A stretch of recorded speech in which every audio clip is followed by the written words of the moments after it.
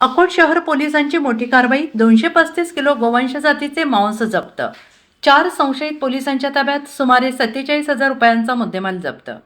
अकोट शहर पोलिसांनी गोपनीय माहितीच्या आधारे कारवाई करत कुरेशीपुरा अकोट येथून सुमारे 235 किलो गोवंश जातीचे मांस अंदाजे किंमत 47,000 रुपये जप्त केले.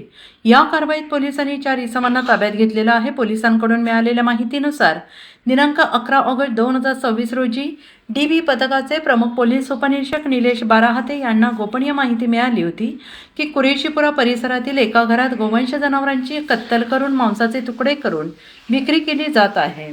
सदर माहिती पोलीस निरीक्षक किशोर जन्नदे यांना देण्यात आली. त्यांच्या आदेशावरून पोलिसांनी पंचांसह घटनास्थळी जाऊन छापा टाकला आणि या कारवाई दरम्यान इम्रान शेख इस्माईल वय वर्ष 34, अमील अहमद अब्दुल हमीद वय वर्ष 55, शाहरुख खान हिरखान वय वर्ष 34, मखदूम अब्दुल सत्तार कुरेशी वय वर्ष 61 यांना ताब्यात घेण्यात आले.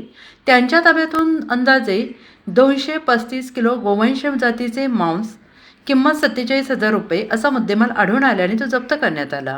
ही कारवाई पोलीस अधीक्षक अर्चित चंडक, अप्पर पोलीस अधीक्षक V चंद्रकांत रेड्डी, उपविभागीय पोलीस अधिकारी निखिल पाटील यांच्या मार्गदर्शनाखाली पोलीस निरीक्षक किशोर जन्नदे, DB पथक प्रमुख पोलीस उपनिरीक्षक निलेश बाराहाते तसेच पथकातील पोलीस कर्मचारी गणेश सोळंके, मोहन दुर्गे, अश्विन चव्हाण यांनी केली. या प्रकरणी पुढील कायदेशीर कारवाई सुरू असून जप्त मुद्देमालाबाबत पोलिसांकडून तपास करण्यात येत आहे.